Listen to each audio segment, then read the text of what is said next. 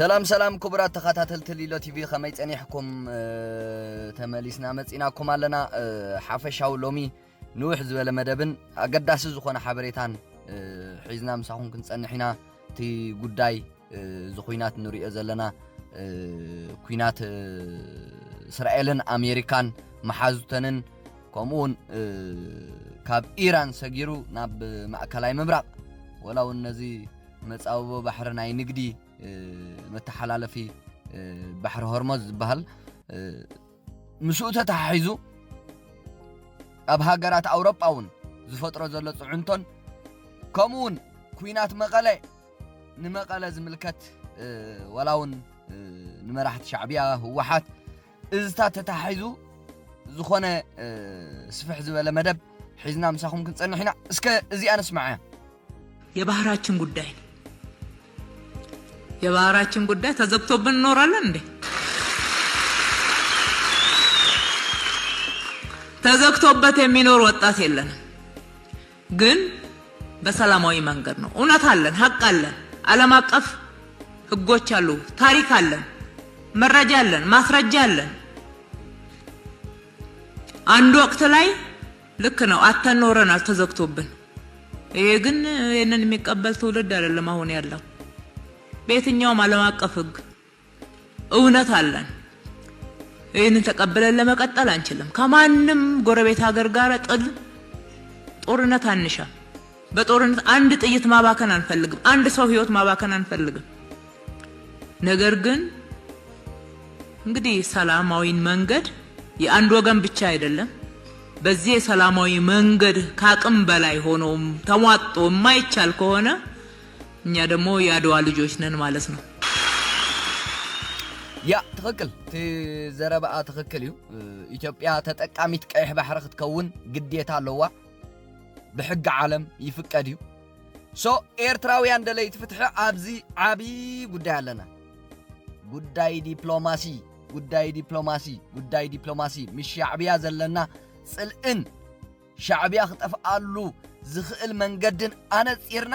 ምስ መንግስቲ ኢትዮጵያ ክንፈጥሮ ዝግባአና ዲፕሎማሲ ነዚ ጉዳይ ትርእይዎ ዘለኹም ናረሰነ መልክዑና ቀየረ ዝኸይድ ዘሎ ኩነታት ሻዕብያ ባይዘው ሻዕብያ ነዚ ኩነታት እዚ ይደልየ ባሕሪ ኤርትራ ባሕሪ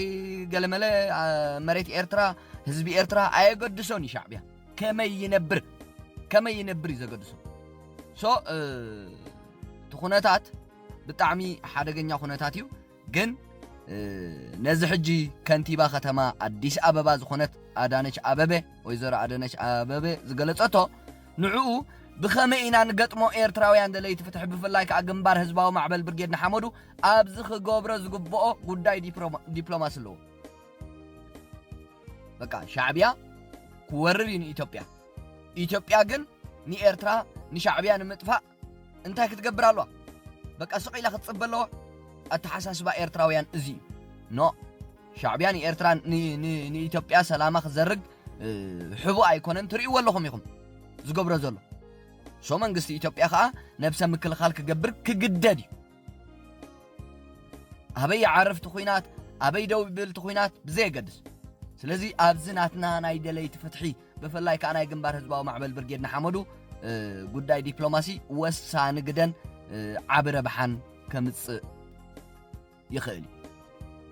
نيرترا خدحنا يخلي نهزبي إرترا خدحنا يخلي شعبي أبين يستفعلوا من قد خفتر يخليو بخمس نرأيو نبت زقص المدبنا نختي حافشاوي قداي مقالة زملكت سنحنا هنقول صينا نبت زقص المدبنا تي زلو حدا جنيا زخونا كوينات ناي إيران بمأكلاي مبراق بس يحزلو خمون ناب هاجرات أوروبا زين سالالو زلو ولو نقرنا أفريقيا مسكوناتنا يحوتي يمن جميرو بحافشا بتعمي أسقع جيرو زلو خوناتات ناوس كان سقر كبرات خاتلت اللي يا حافشاوتي زلو معباليتات كن ريان تدا أخوينا كبرات خاتلت اللي تي في اتستحلال خي سلتاوق سبعو واقون أبزبل ندحر دار إناتي ناي إسرائيل أمريكا محازوتن أب إيران تولي زلو خينات بوغيرن أما كلاي مبرق نابزب مصابو ناي بحري متحال على في ناي نقد مراخب مسوق قصيلو نتخبابي بتاع حدغنيا غيرو زلو خونتات ندحر دارينا إيران أبزنا حج تكايد زلا وتهدراو سقومتات نإسرائيلن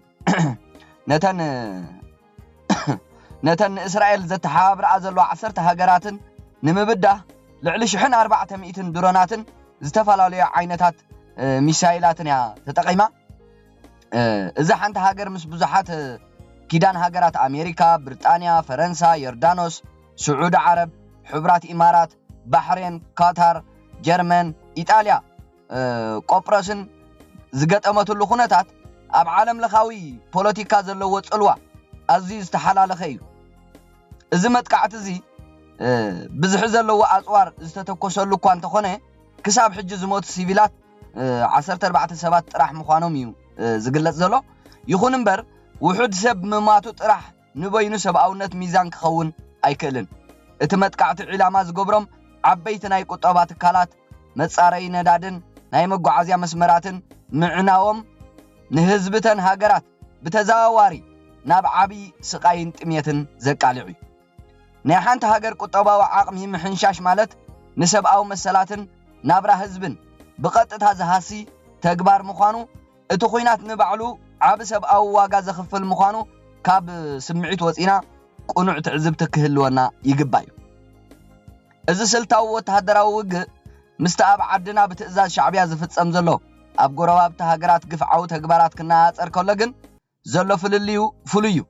شعبيا ابز ساتفلو ويون ابز تساتفلو كوينات نابنت ابز حلفه كوينات تግራይ انترينا درونات نوتهدراوي وي قطباوي علامات راح زيكونس ننصحات زيغاتات ابز اكوبلو ابيات تمهرتي مساجد ابيات كريستياناتن عداغاتاتن بمدبداب بحانت بوم لعل عسرا حصاناتن ገባርን ንኹመቱ ይገብርለው ማለት ወይ አካይዶም ማለት እዚ ድማ አመንጎቲ ንቁጠባው ጸቅጢ ዘዓለመ ስልታው ውግእን አመንጎት ሰብአውነት ዝጎደሎ ንጹሃን ዒላማ ዝገበረ ጨካን ደብዳብን ዘሎ ፍልልይ ገጽታ ዘርኢ ኩይናት ኩል ግዜ ሰብአው ዋጋ ይخፍል ቁጠባ ምዕናው ይኹን ንጹሃን መቅታል ንደቅ ሰብ ዓቢ ክሳራይ ሓንቲ ሃገር ምስ 10 ሃገራት ምስ 11 ሃገራት مقطام انتاي سلتاو ترجم الله قطباو عنوتك كم سبعه هاسيا تريودو كبرات تخاتل تليلو تي في قال توسخ حبريتاون اب دبي زركب امباس امريكا توقعلو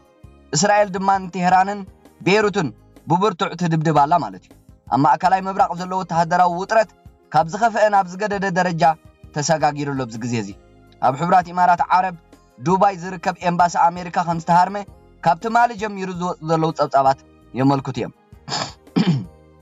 إذا فتصامز سعيبو إسرائيل قبل على رئيس ختما إيران تهران رئيس ختما ليبانوس بيروتون برتوعنا إحنا مفداي ميسايل دبداب إنها كايدة تركب إذا حدش معبالة اتزوبانا بسفحن زي تقدب خوينات كم زعاتوه زري إذا قبل على دبلوماسيا وتكالاتن عبيت ختماتاتن فتصامز له متقعتي سبقاوي هوت كاب مدفع حليفو نتناي زوبا قطباوي صطتا عبس قاعد كوين ويركب كمز زبولو متقعتتاتن نحزبتن هاجرات بتزاواري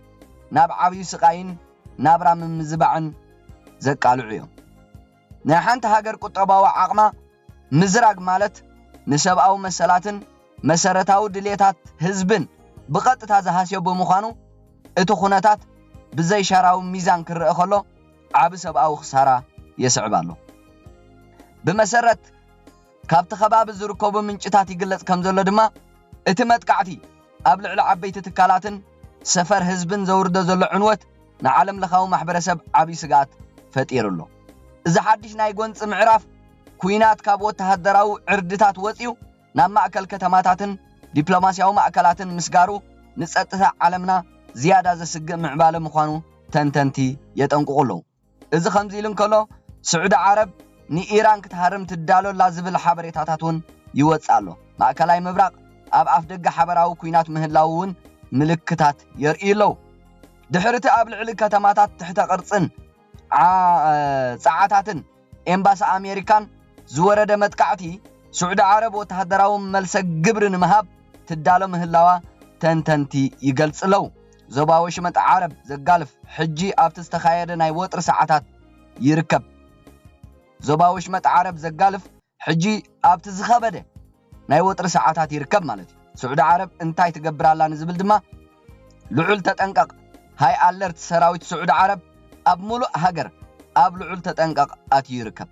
أب زوريا عبيت ختماتاتن مسالتاتات ندادن زلونا يمكل خال أير ديفنس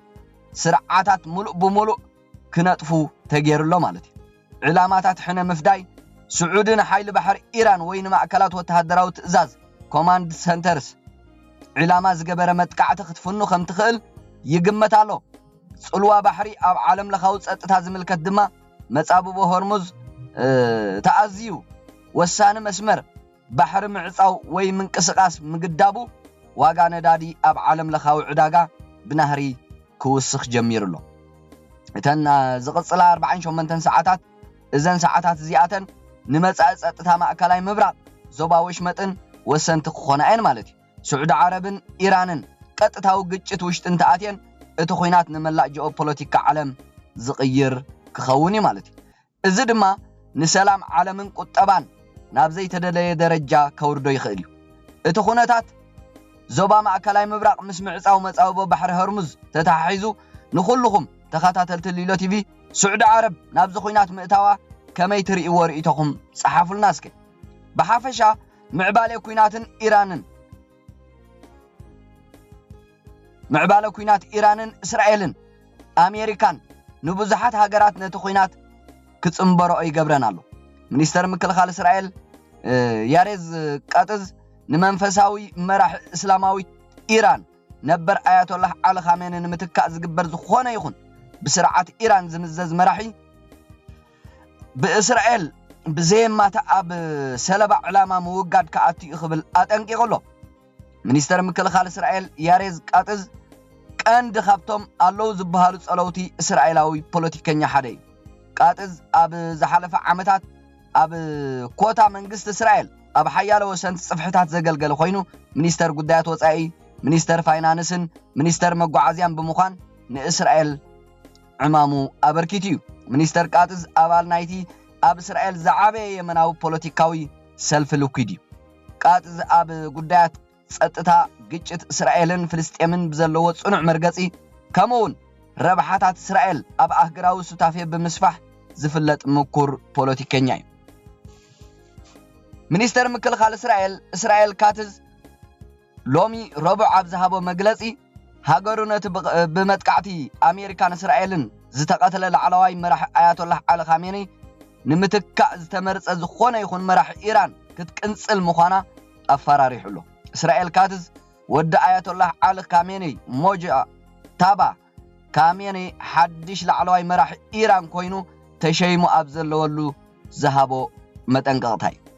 كاتز أب إكس أبزرقو حتحف زخونا بشبراو سرعة إيران نتوتن طفات إسرائيل كمرح نا أمريكا نا نناس عالمن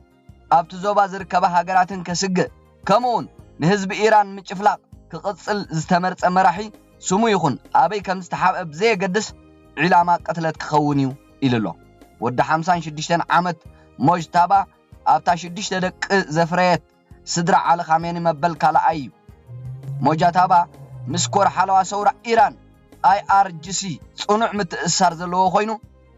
بند أحلوة سورة ببايتو إيران كم استمرته مع كان زينات قومت إيران إنترناشنال حبير الله مجتبا سلطان حزو أيفلتنيو وي أب مريحنة إيران زخونة وقعو قده أي نبرن أب أوان كوينات إيران عراقن أب عطوق حيل إيران زقلقل مجتبا أب بوليتيكا إيران بدحر مقارجات صلوان يرو خون كم زخل قلتن تنتي يقلس يوم مجتبا أب زرزر كابتوم ولاديو على كاميني أب زحلف عمد تكاتو خونو زحاريهم حريوم زنبرة سلست هايمانتاويان مراحتقن أي نبرن آيات الله على خاميني اتب بأمريكا زدقف زنبرة نقسنت قدمين بشحن 970 بسورة إيران موداغو زوصو ورشاو محدرة سلز مساسل سلطان ورشا كيكون بمبال ندوكو أب مريحنت كأتوهم ኣይደልን ከም ዝነበረ እዩ ዝንገረሉ ፍልይ ብዝበለ ግን ተመሳሳሊ ዜና ድማ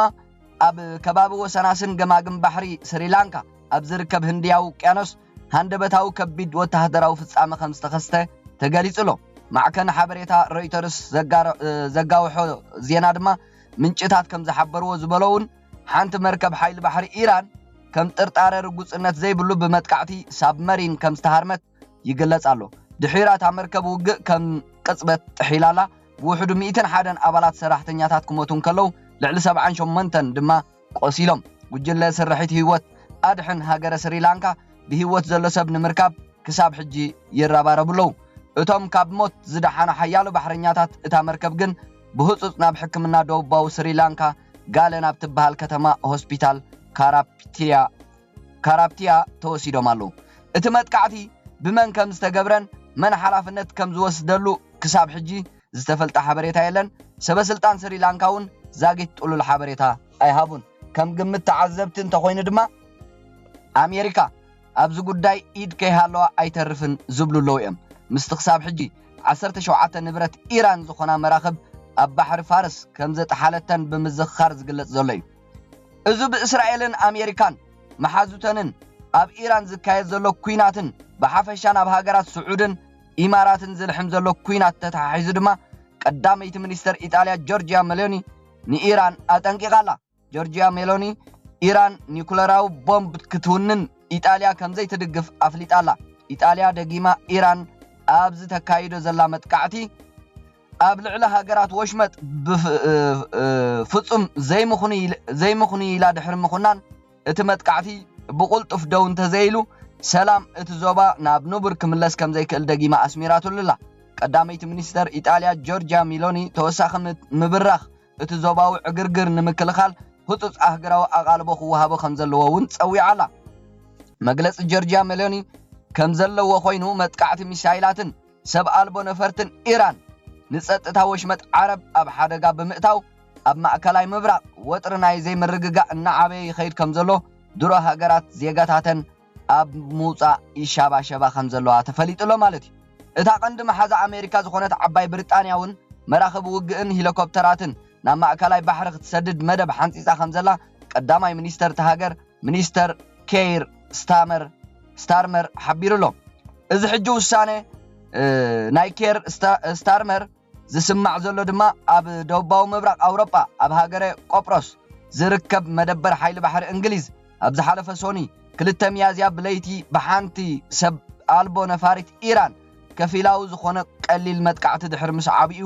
ኬር ስታርመር ስጉም ተወሲዱ ዘሎ ማለት እዩ እታ ስራሓት ኢራን ዝኾነት ሰብ ኣልቦ ነፋሪት ድሮን ኣብ መኸብከብን መጉየይ ጽርግያ ነፈርቲ ውግእን ሒደት ዝኾነ ዕንወትያ ኣውሪዳ ዘላ ማለት እዩ ቀዳማይ ሚኒስተር ኬር ስታርመር እቲ ስጉምቲ ጸጥታ ንምሕያልን ንኣባላት ሓይሊ ባሕሪ ብሪጣንያ ንምክልኻልን ዝዓለመ ምዃኑ ኣብ ዝሃበ መግለጺ ዞባዊ ወጥሪ እናወሰኸ ኣብ ዝኸደሉ ዘሎ እዋን እዩ ድምፁ ዘስምዕ ዘሎ ሰበስልጣን ሰራዊት ብሪጣንያ ብወገኖም ምውፋር እቲ ስጉምቲ ንጥንቃቐ ምዃኑን ዓባይ ብሪጣንያ ኣብቲ ከባቢ ዲፕሎማስያዊ ጻዕርታት ንምሕያል ተወፋይነት ከም ዘለዋን ኣስሚሮምሉ ኣለዉ ኩለን ሃገራት ምዕራብ ማእከላይ ምብራቕን ብሰንኪ ኣብ ኢራን ዝተጀመረ ሓደገኛ ኩናት ካብኡ ቀፂሉ እውን ናብ ማእከላይ ምብራቕን መጻወቦ ባሕሪ ሆርሙዝ ብኢራናውያን ኣኽረርቲ ሓይልታት ኣብ ሓደጋ ኣትዩሉ ኣብ ዘለወሉ እዋን ኔቶ ኣብ ምብርራኽ ኩናት ማእከላይ ምብራቕ ኣይሳተፍን ክብል ዋና ጸሓፊ ኔቶ ማርክ ሩተ ሓቢሩሎ ኔቶ ኣብ ማእከላይ ምብራቕ እናተጋደደ ዝኸይድ ዘሎ ኩናት ከም ዘይሳተፍን ኮይኑ ግና ይብል ሕጂ እናዓበየ ዝኸይድ ዘሎ ዓቕሚ ኒኩለራውን ባላስቲክን ሚሳይላት ኢራን ንዞባ ማእከላይ ምብራቕ ጥራይ ዘይኮነ ንኣውሮጳውን ሓደጋ ከም ዘስዕብ ዋና ጸሓፊ ኔቶ ማርክ ሩተ ገሊጹሎ ክብል ኣናዶሉ ጸብጺብሎ ማለት እዩ ብዙሓት ኣብዚ ጉዳይ ሕጂ ብዙሓት ኣካላት ኔቶ ኣይሳተፍን ኢሉ ሰይሰ ኣሜሪካ ተጠሊማ እስራኤል ተጠሊማ ይብሉ ኔቶ ኣነ ኣይሳተፍን እየ እዚ ኩነታት ናይ ኢራን ሓደገኛ እንተኾይኑ ግን ጥሪ ለማእኸሉ ኣለኹ ማለት እዩ ሩተ ኣብ ዝሃበ ጋዜጣዊ መግለጺ ኔቶ ኣብዚ እናተጋደደ ዝኸይድ ዘሎ ኩናት ማእከላይ ምብራቕ ኢዱ ከም ዘይሓውስ ኣስሚሩሎ እቲ ዋና ጸሓፊ ኣብ ቀረባ እዋን ኣብ ማእከላይ ምብራቕ ዝርአ ዘሎ ምዕባሌታት ብዝምልከት ንዝቐረበሉ ሕቶ ኔቶ ኣይሳተፍን ይኽብል ኣፍሊጡ ሓደ ነገር ኣብዚኣ ሕጂ ሓደ ነገር ክንጽር ዝግብኦ ግና ኢራን ኒኩለራዊ عقم بالاستيك ميسايل كتونن قريبالا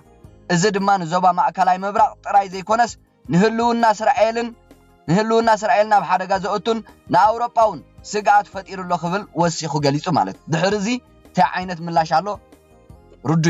ሩተ ኢራን ጻሕታሪት ኩናት ያ በመባል ንዓሰርተታት ዓመታት ብዝተፈጸመ ግብረ ራዕዳው መጥቃዕትን ፈተነታት ቅትለትን ተሓታቲት ምዃና ከሲሱሎ ብኻልእ መዳይ ኢራን በአሜሪካን እስራኤልን ዘጋጥማ ዘሎ ከቢድ ዝኾነ ንምእማኑ አጸጋሚ ሕሱም መጥቃዕቲ ደብዳብ ነፈርቲ ዓንጻ ንማዕጾ ከም ዝብልዎ ንመጻወቦ ወሽመጥ ፋርስ ዝኾነ መትረብ ሆርሙዝ ምዕጻዋን ዕዳጋታት ጸዓትን ነዊሕ አድካሚ ጉዕዞ መራኽብ ዓለምን ይጸልዎ ከም ዘሎ ይሕበር ኣሎ ዋጋ መራኽብ ጽዕነት ነዳድን ዋጋ መድሕን መጓዓዝያ መራኽብን ይውስኽ ከም ዘሎን መስመር መንገድ መራኽብ ጽዕነት ኮንቴነራትን በኬፕ ኦፍ ጉድ ሆፕ ብጽንፊ ጽቡቕ ተስፋ ተባሂሉ ዝጽዋዕ ብጫፍ ደቡብ አፍሪካ ተኻሊሉ ዝኸይድ ነዊሕ ጉዕዞን ብዙሕ ክፍሊትን ብኡ መጠን ሓደጋን ቀረብን ክውስኽ ገይርዎሎ ማለት እዩ እዚ ከምዚ ኢሉ እንከሎ ኢራን ነዊሕ እዋን ዝጸንሕ ንጽዕጽዕ ውግእ ድልውቲ ኮይና ጸላእታ ብጌጋ ትልሞም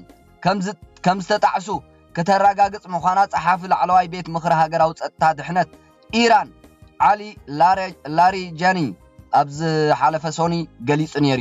እንተኾነ ኣኽረርቲ ሰብ መዚ ኢራን ንመጥቃዕቲ እስራኤልን ኣሜሪካን መሓዝቶንን ክከላኸሉ ሲትረፍ መራሕቶምን ጸጥታዊ ወተሃደራውን መንግስታውን ቤት ጽሕፈታቶምን እውን ከድሕኑ ኣይከኣሉን ዘለዉ ማለት እዩ መልእኽቲ ዓሊ ላሪጃኒ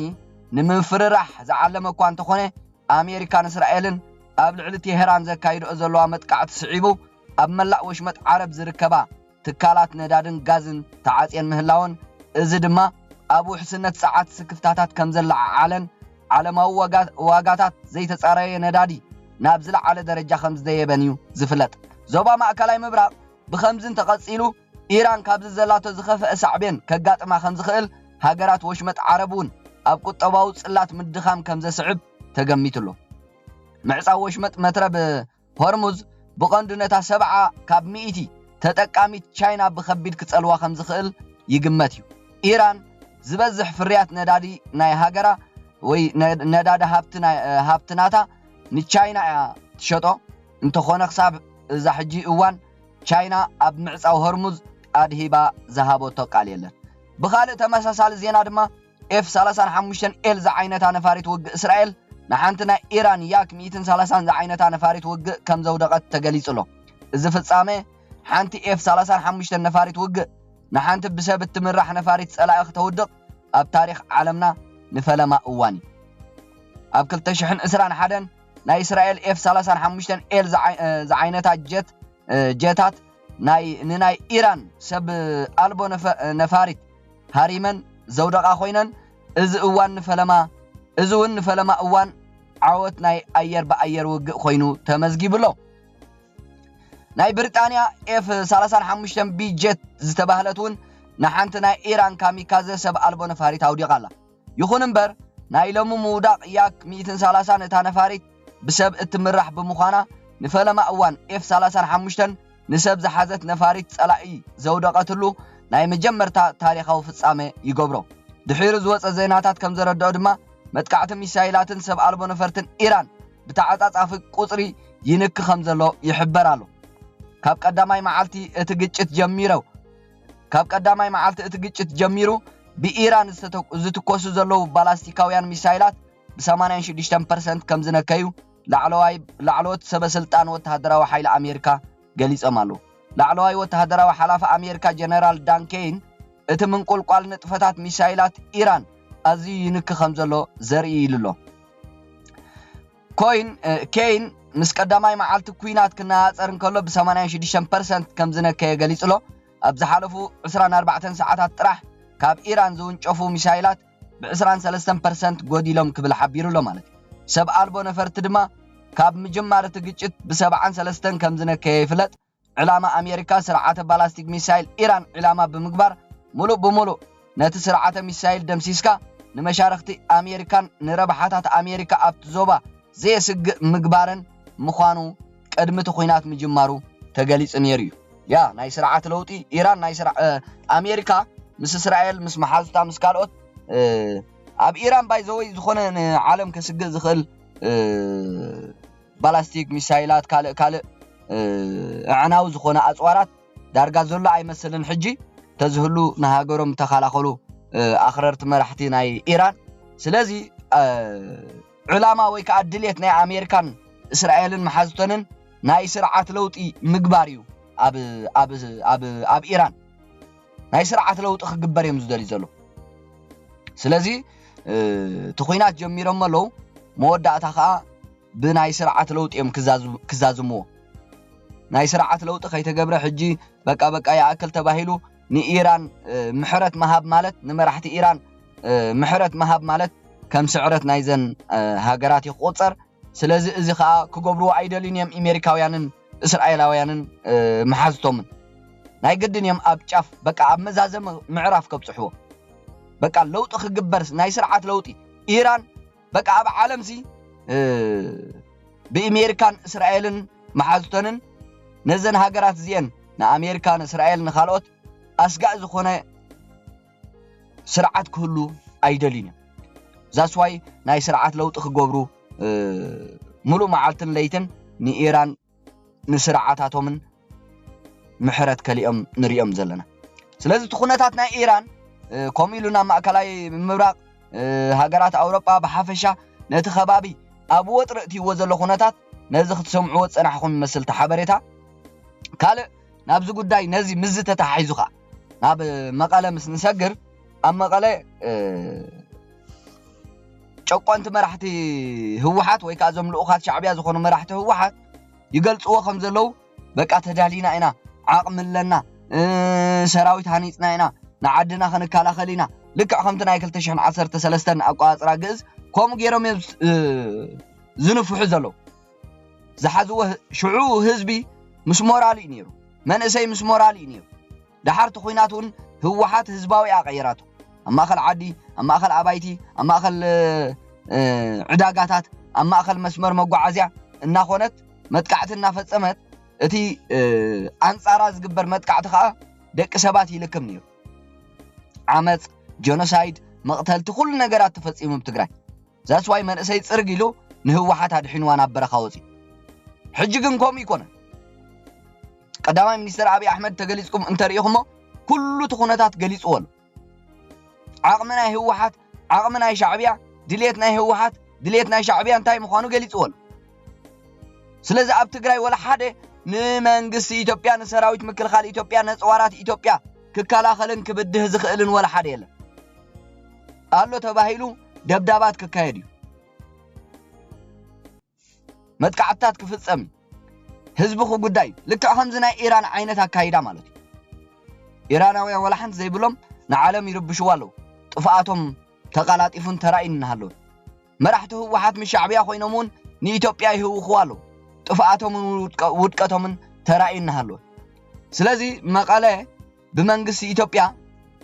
ቴሄራን ክትመስል ትኽእል እያ ከምቲ ኣብ ቴሄራን ዝግበር ዘሎ ክግበር ይኽእል እዩ ኣብኡ ኮይኖም እዮም ዝፈክሩ ዘለው ኣብኡ ኮይኖም እዮም ከም ዘለዎም ዝገልጹ ዘለው ኩናት ከዓ ክጅምሩ ድልዋት ምዃኖም ይሕብሩ ኣለው ምስ ሻዕብያ ዝተፈላለየ ርክብን ምንቅስቃሳትን ይገብሩ ከም ዘለው ክንገልጸ ጸኒሕና መንግስቲ ኢትዮጵያ ባዕሉ ቀዳማይ ሚኒስትር ኣብይ ኣሕመድ ዶክተር ትማሊ ገሊጽዎ ኣሎ ክንገልጸ ጸኒሕና ክረአ ጸኒሑ ክግለጽ ጸኒሑ ገሊጽዎ እውን ኣሎ ባዕሉ ስለዚ ኣነ ክሪኦ ከለኹ መራሕቲ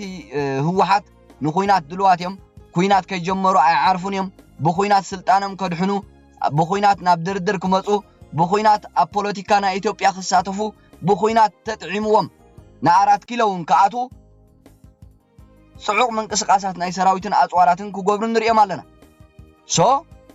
ኣብ ቴሄራን ዝግበር ዘሎ ብእስራኤልን ኣሜሪካን መሓዙታን ኣብ መቐለ ብመንግስቲ ኢትዮጵያ ክግበር ይኽእል